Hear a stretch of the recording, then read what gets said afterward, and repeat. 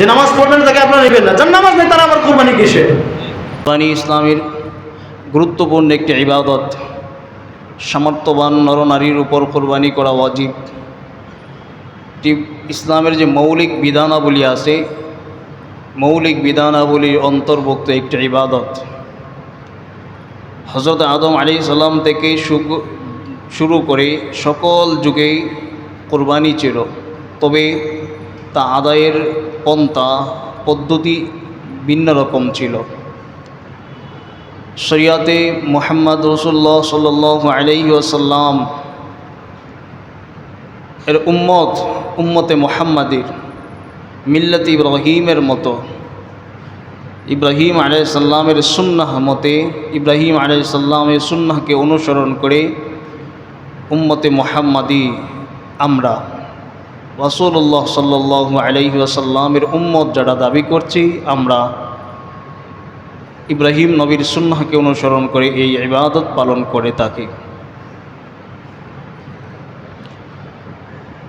এই ইবাদত অত্যন্ত গুরুত্বপূর্ণ এবং ফজিলতপূর্ণ।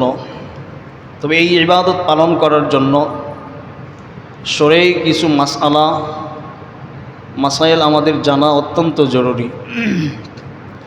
মাসআলা না জেনে আমরা কোনো ইবাদতই করতে পারি না। যে ইবাদতের মাসআলা জানা থাকে না, সে ইবাদত গ্রহণযোগ্য হয় না। গ্রহণযোগ্য হলো কি হলো না সেটাও সন্দেহ থেকে যায়, অথবা অযথায় অনেক সময় আমরা দ্বিধাদ্বন্দ্বের মধ্যে পড়ে যাই যে আমি কি এই কাজটা করলাম, সেটা কি ইসলাম শরিয়া সম্মত কি না, এটার মাসআলা কি, মাসাইল কি আমার জানা নাই। এই জন্য ইবাদতের পূর্বে ফজিলতের পূর্বে আমাদের মাসাইল জানা দরকার। প্রত্যেকটা ইবাদতের ক্ষেত্রে ফাজাইল জানার পূর্বেই মাসাইল জানা দরকার, কারণ মাসাইল না জানলে ইবাদত গ্রহণযোগ্য হয় না। মাসাইল মানে কি? মাসাইল মানে হলো ইবাদতের পদ্ধতি।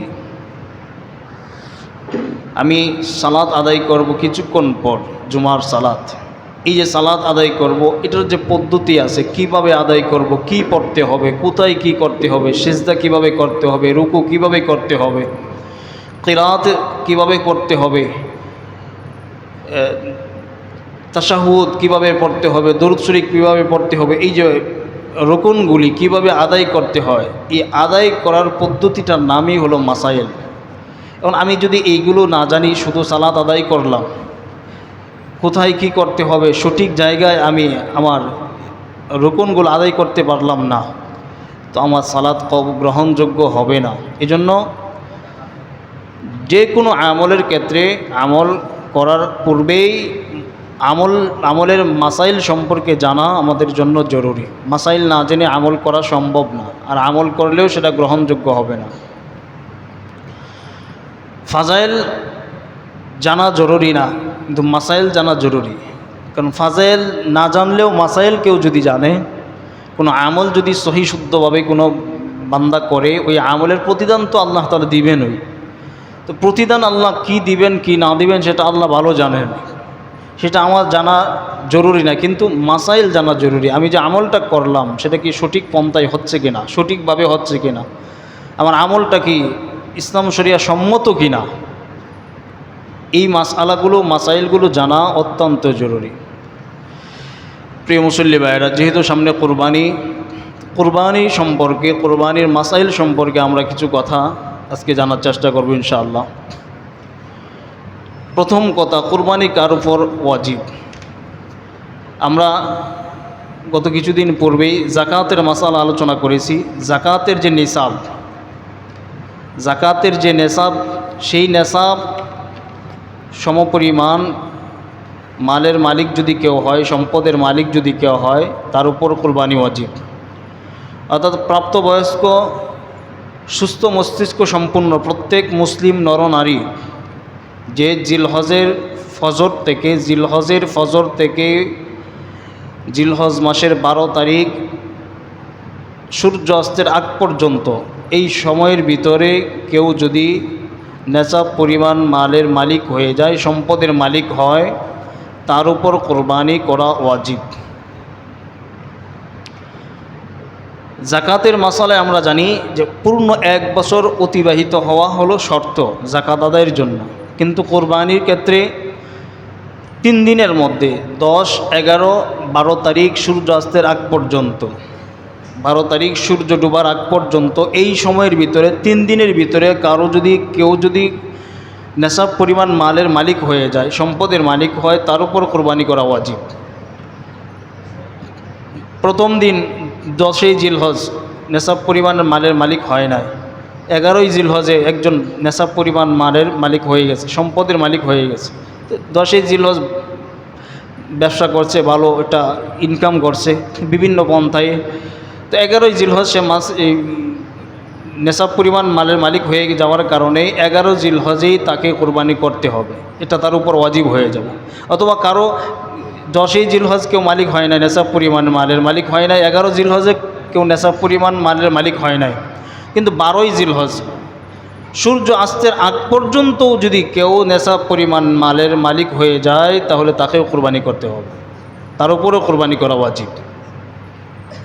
তো কোরবানির নেশাব কি? জাকাতের নেশাব যেটা কোরবানির নেশাবও সেটাই। তবে কোরবানির ক্ষেত্রে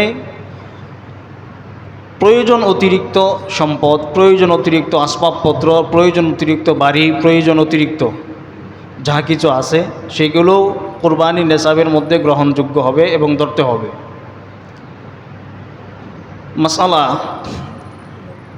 51ভুক্ত পরিবারের সকলের উপর কি কোরবানি ওয়াজিব কিনা? কেন মাসাইল আলোচনা করছি আজকে?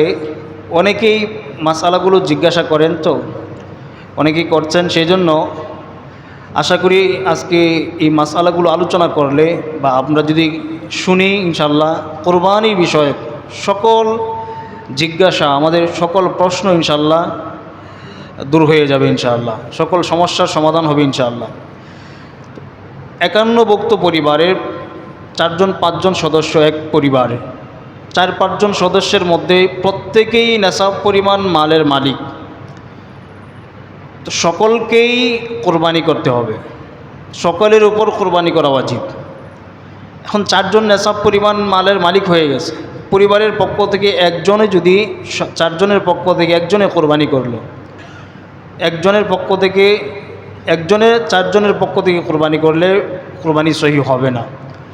তো 4 জন নেশাব পরিমাণ মালের মালিক, পরিবারের 4 জন সদস্য 4 জনই নেশাব পরিমাণ মালের মালিক, তো 4 জনকে কোরবানি করতে হবে, সেটা এক পশুতে হোক অথবা ভিন্ন পশুতে হোক। বড় এক পশু ক্রয় করছে, এক পশুতে 4 জনের পক্ষ থেকে কোরবানি করলো, সেটা আদায় হয়ে যাবে, অথবা ভিন্ন ভিন্ন পশুতেও যদি কেউ কোরবানি করতে চায় আদায় হবে। তবে 4 জন যে পরিবারের সদস্য 4 জনের উপরে কোরবানির নেশাব পরিমাণ মালের মালিক হয়ে গেছে, তো 4 জনের পক্ষ থেকে যদি একজন আদায় করে বা একজন কোরবানি করে তাহলে ওই কোরবানি সহি হবে না, প্রত্যেকেরই আলাদা আলাদা কোরবানি করতে হবে।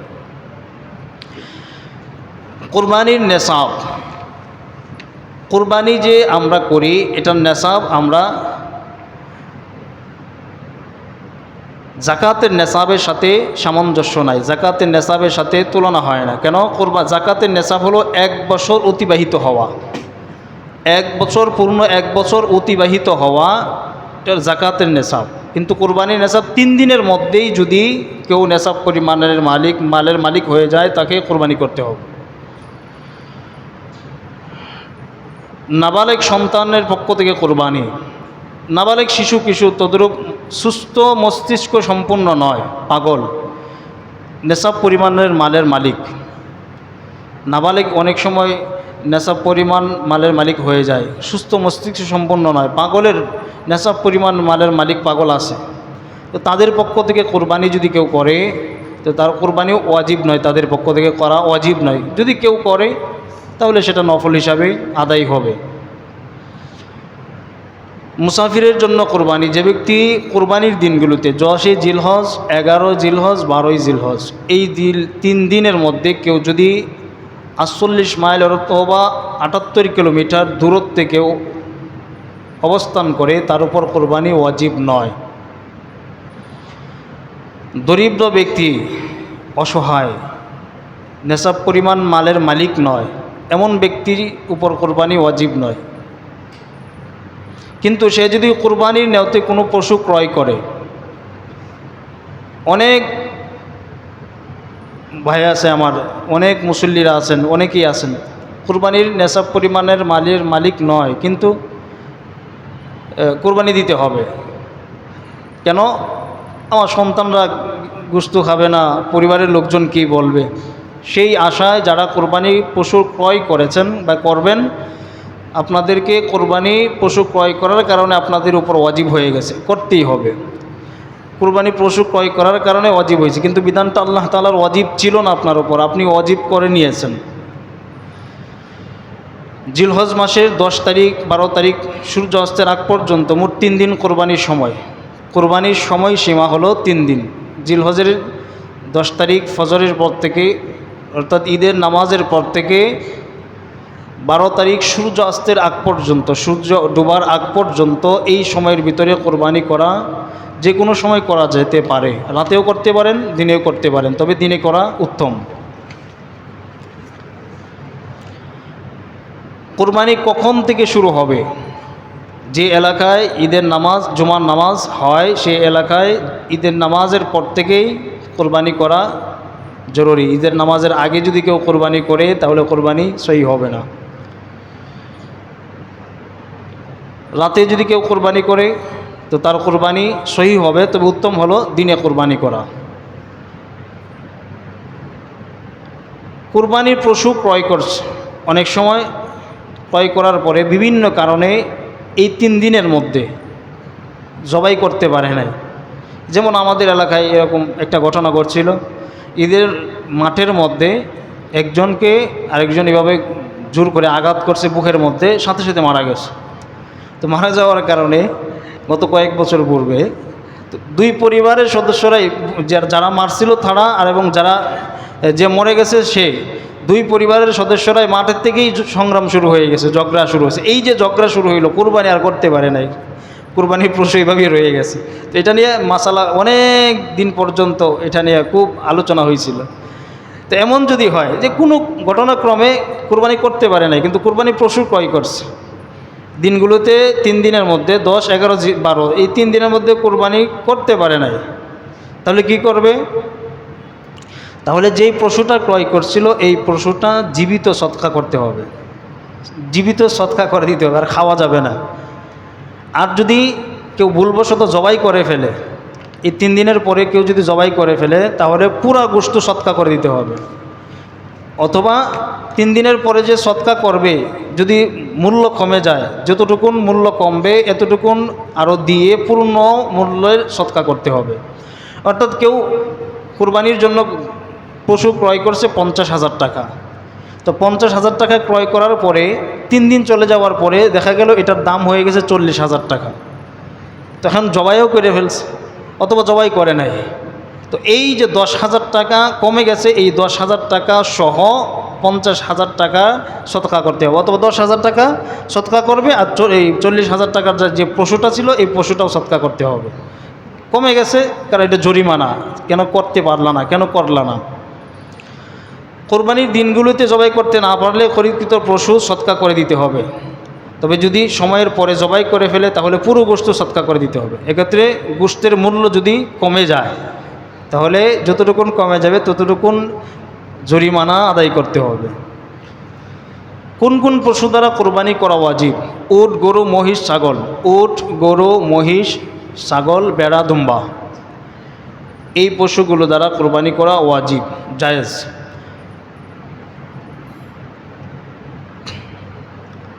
এখন উট, গরু, মহিষ, ছাগল, ভেড়া, দুম্বা, এগুলোর মধ্যে অনেক সময় আমাদের সমাজে শোনা যায় যে পুরুষ কোরবানি করবে না মহিলা কোরবানি করবে। অনেকেই মনে করে যে মহিলা কোরবানি করলে কোরবানি সহি হবে না। উট, গরু, মহিষ, ছাগল, ভেড়া, দুম্বা, এই পশুগুলির মধ্যে পুরুষ মহিলা দুটোটাই কোরবানি সহি হবে। অর্থাৎ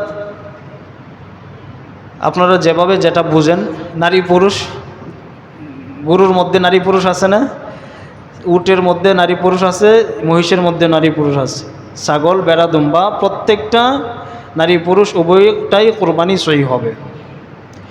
কোরবানির পশুর বয়স সীমা, উট কমপক্ষে কেউ যদি উট কোরবানি করে 5 বছর হতে হবে, গরু ও মহিষ কমপক্ষে 2 বছর হতেই হবে। গরু মহিষ কেনার সময় আমরা খুব সতর্কতার সাথে ক্রয় করব। যারা কোরবানি পশু ক্রয় করতে যাব 2 বছরের কম যেন না হয়। গরু মহিষ 2 বছর হতেই হবে, 2 বছরের কম যেন না হয়। ছাগল বেড়া দুম্বা 1 বছর হতে হবে। ছাগল বেড়া দুম্বা 1 বছর হতে হবে বয়সসীমা। বেড়া দুম্বা যদি 1 বছরের কম হয়, 6 মাসের বেশি হইল, 1 বছরের কাছাকাছি হয়, তাহলে বেড়া দুম্বা দিয়ে কোরবানি হবে। তবে 6 মাসের কম যদি হয় বেড়া দুম্বা, তাহলে কোরবানি সহি হবে না। ছাগল 1 বছর হতেই হবে। ছাগল বেড়া দুম্বা 1 বছর হওয়া। তবে বেড়া আর দুম্বা যদি 1 বছর নাও হয়, খুব কাছাকাছি, দেখতে হৃষ্টপুষ্ট মনে হয় যে খুব কোরবানি চলবে, 1 বছরের মতো মনে হয়, তাহলে বেড়া দুম্বা দিয়ে কোরবানি করা যাবে। আর ছাগল 1 বছরের কমে ছাগল দিয়ে কোরবানি হবেই না, সহি হবে না। এক পশুতে কোরবানির শরিকের সংখ্যা, শরিক নির্বাচনে আমরা খুব সতর্কতা অবলম্বন করব। কারণ এককভাবে কোরবানি দেওয়ার মতো সামর্থ্য আমাদের খুব কম।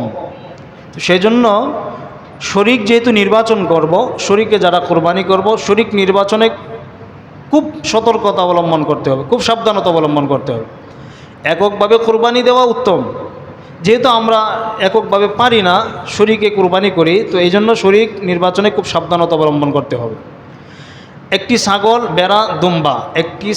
বেড়া দুম্বা এগুলো শুধু একজনেই কোরবানি করতে পারে। এক পশুতে 2 বা ততোধিক মিলে কোরবানি করলে, অথবা 3 জন 4 জন 5 জন কেউ যদি কোরবানি করে, তাহলে উট গরু মহিষ এই 3টা পশুর মধ্যে সর্বোচ্চ 7 জন পর্যন্ত অংশগ্রহণ করে কোরবানি করতে পারবে।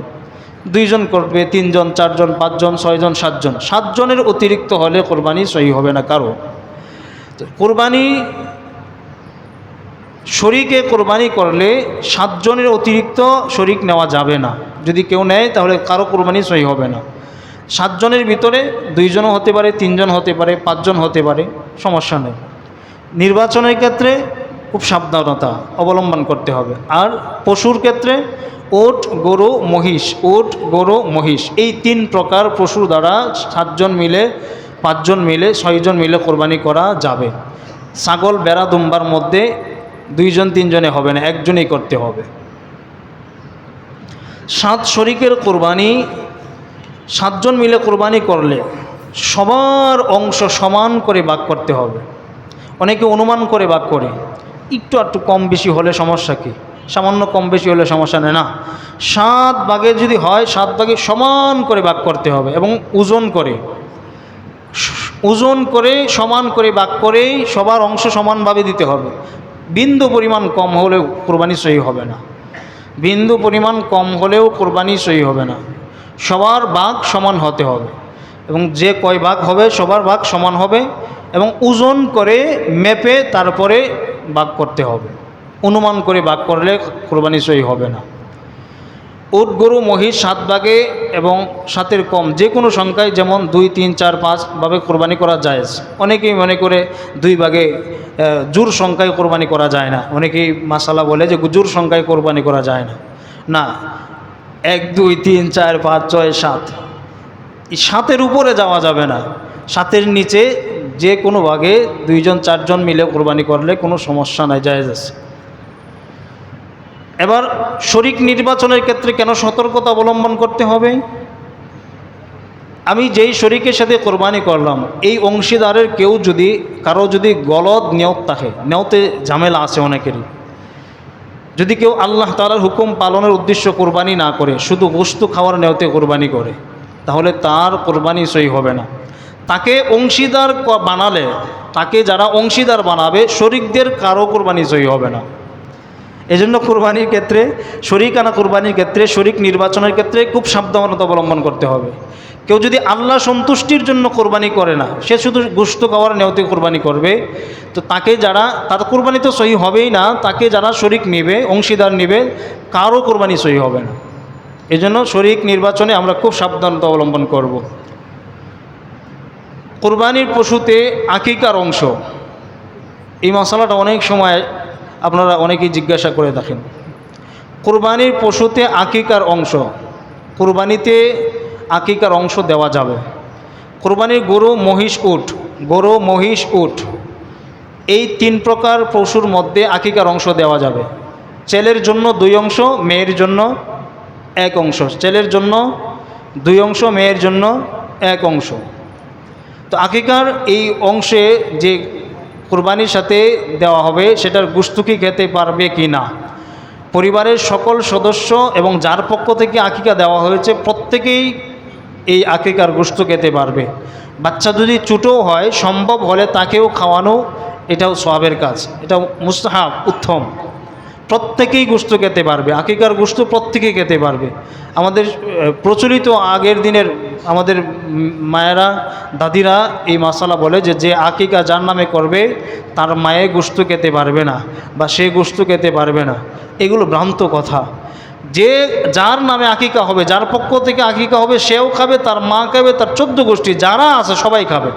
এটা উত্তম এবং এটা হালাল এবং এটা বরকতপূর্ণ একটা খাবার। আকিকার গোশত বরকতপূর্ণ খাবার। আল্লাহ নবী সাল্লাল্লাহু আলাইহি ওয়াসাল্লাম হাদিসের মধ্যে বয়ান করছে, আকিকার গোশত বরকতপূর্ণ একটা গোশত।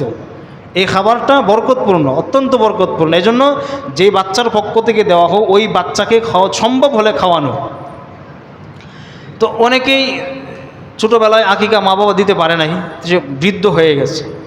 এখন সে যদি ইচ্ছা করে যে না, আমি বৃদ্ধ বয়সে আমার আকিকাটা আমি আদায় করতে পারি, কোনো সমস্যা নেই, এবং এই আকিকার গোশত সে নিজেও করতে পারবে, পরিবারের সকল সদস্যরা খাবে, কোনো সমস্যা নেই।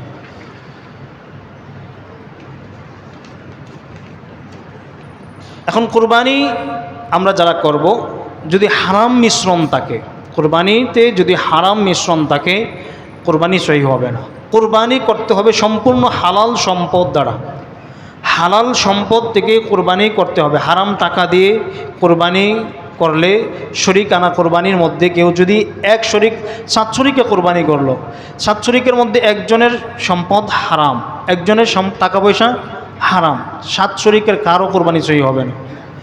7 শরিকের কারো কোরবানি সহি হবে না। এক্ষেত্রে অন্য শরিক যারা অংশগ্রহণ করবে, কারো কোরবানি সহি হবে না। তো এখন আমাদের করতে হবে কি, 4 জন 5 জন 6 জনে মিলে আমরা কোরবানি যারা করব, সবাই মিলে একসাথে বসে পরামর্শ করতে হবে, আলোচনা করতে হবে যে ভাই আপনার টাকাটা যেন হালাল হয়, আমাদের প্রত্যেকের টাকাটা যেন হালাল হয়। কারণ আমরা কোরবানি করছি কার জন্য? আল্লাহর জন্য, আল্লাহর সন্তুষ্টির জন্য। আল্লাহকে যেহেতু সন্তুষ্ট করব, আমাদের সম্পদ টাকাটা যেন হালাল হয়।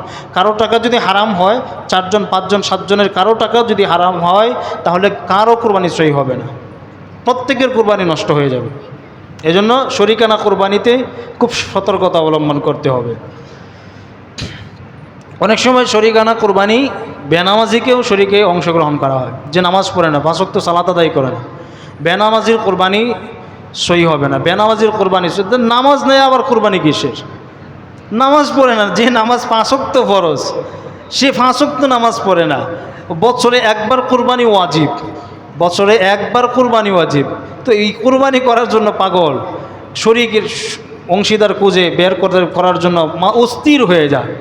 নামাজ, অথচ 5 ওয়াক্ত নামাজ তার জন্য ফরজ, 5 ওয়াক্ত ফরজ বাদ দিয়ে বছরে একবার ওয়াজিব, সেটা করার জন্য খুব পাগল হয়ে যায়। এমন শরিক আপনারা নেবেন না। যে নামাজ পড়ে না তাকে আপনারা অংশীদার বানাবেন না, যে নামাজ পড়ে না তাকে আপনারা অংশীদার বানাবেন না। কুরবানি উত্তম পশু ক্রয় করা, কুরবানি যে আমরা করব এটা উত্তম পশু, যেটা সুন্দর এবং দেখে শুনে ভালো পশু ক্রয় করব। দুর্বল পশু অনেক সময় আমরা টাকা কম থাকার কারণে খুব ছোটোখাটো দুর্বল পশু ক্রয় করি না। আল্লাহ নবী সাল্লাল্লাহু আলাইহি ওয়াসাল্লাম বলছেন, তোমরা কুরবানি উত্তম পশু ক্রয় করবা। দুর্বল রুগ্ন পশু কুরবানি করলে কি কুরবানি হবে? এমন শুকনো পশু দুর্বল, যার জবাইয়ের স্থান পর্যন্ত হেঁটে যেতে পারে না, এমন পশু দ্বারা কোরবানি করলে কোরবানি সহি হবে না। এজন্য উত্তম পশু যেটা হৃষ্টপুষ্ট ভালো সুন্দর দেখে কোরবানি করা। যে পশুর একটি দাঁতও নেই বা এত বেশি দাঁত পড়ে গেছে যে ঘাস চিবিয়ে খেতে পারে না, এমন পশু দ্বারা কোরবানি সহি হবে না। যে পশু শিং ভেঙে গেছে বা ফেটে গেছে, একেবারে গোড়া থেকে ভেঙে গেছে, যে কারণে মস্তিষ্ক ক্ষতিগ্রস্ত হয়েছে, এমন পশু দ্বারা কোরবানি সহি হবে না। তবে কিছু হালকা ভেঙে গেছে বা একটু ভেঙে গেছে অল্প, কিন্তু মস্তিষ্ক ক্ষতিগ্রস্ত হয় নাই, সেই পশু দ্বারা কোরবানি জায়েজ হবে। কান কাটা, লেজ কাটা অনেক সময় পশু থাকে, এই পশু দ্বারা কোরবানি।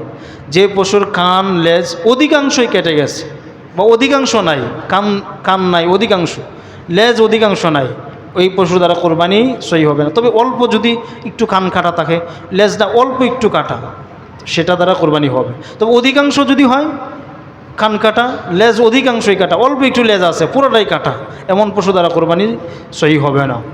অন্ধ পশু কোরবানি, যে পশু দুটি চোখই অন্ধ, এক চোখ পুরো নষ্ট, সে পশু কোরবানি করা জায়েজ নয়।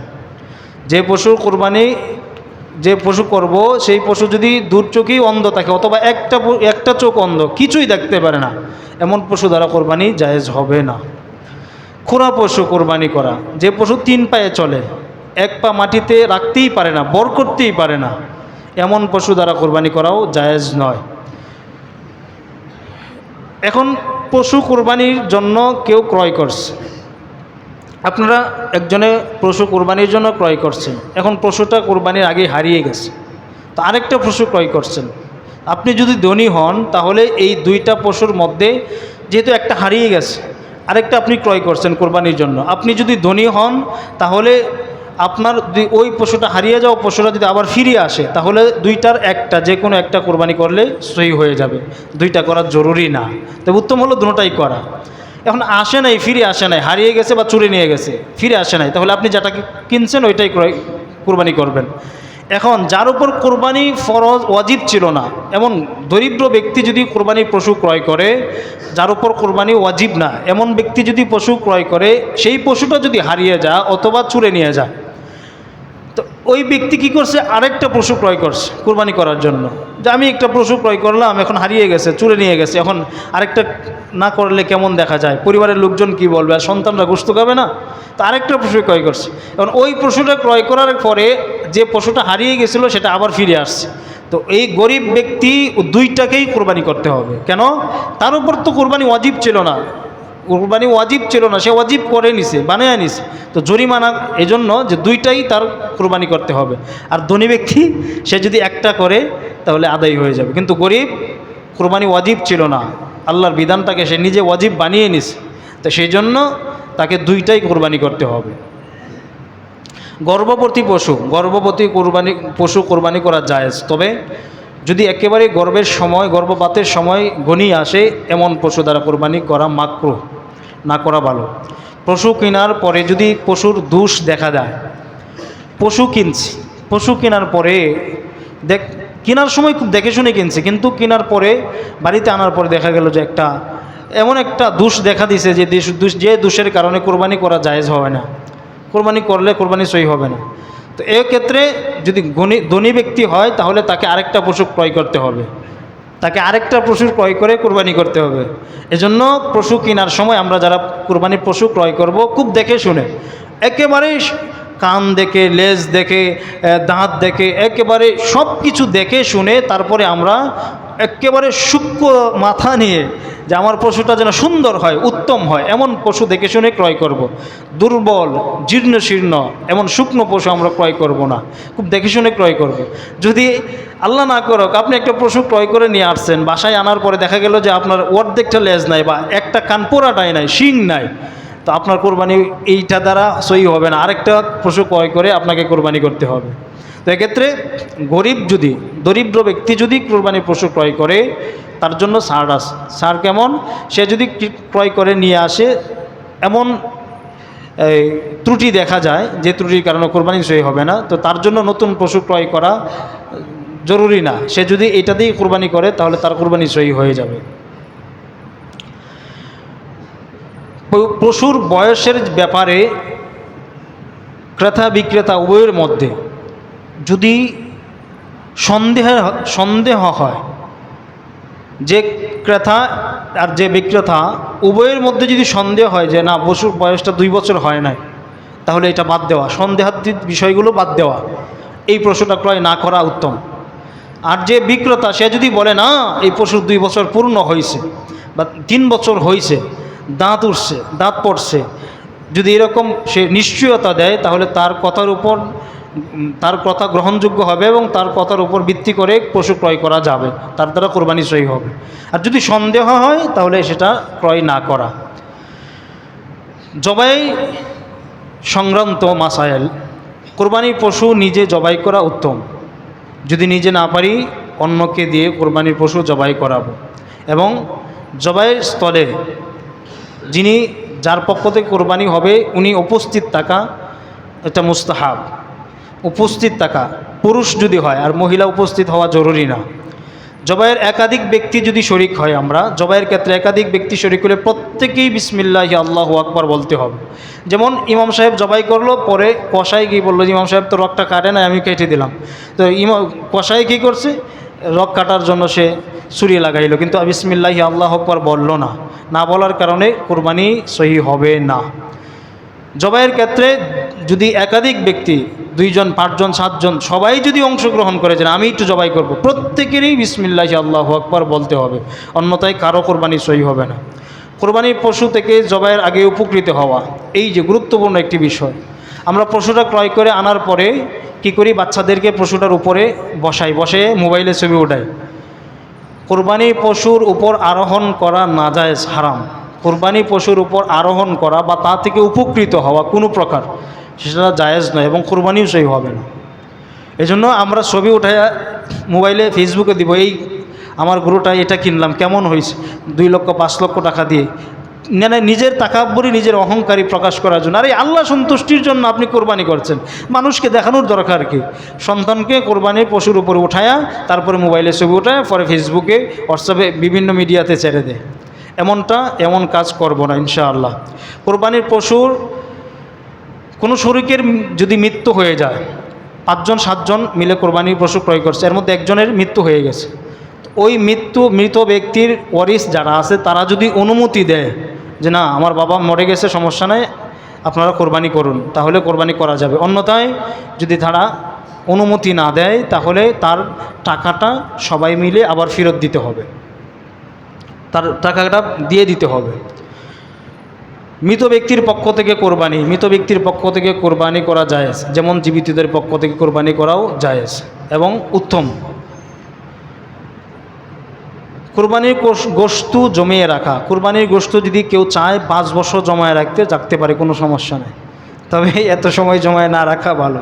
কোরবানির গোশত ফ্রিজে রাখা, প্রক্রিয়াজাত করে বিভিন্নভাবে জমিয়ে রাখা, কেউ যদি চায় যে আমি রাখতে পারে, সমস্যা নাই, তবে না রাখাটা ভালো।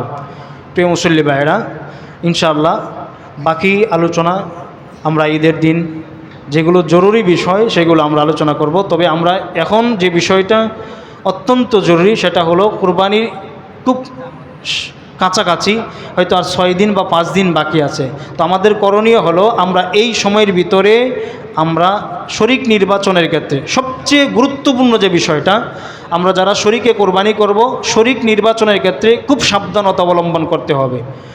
দ্বিতীয় বিষয় হলো যারা একাকী কোরবানি করব, পশু ক্রয় করার সময় পশুটাকে খুব দেখে শুনে ভালো করে একেবারে সূক্ষ্ম মাথায় যাতে বিন্দু পরিমাণ ত্রুটি না থাকে, খুব দেখে শুনে আমরা পশু ক্রয় করব। এই বিষয়টা অত্যন্ত সতর্কতার সাথে আমরা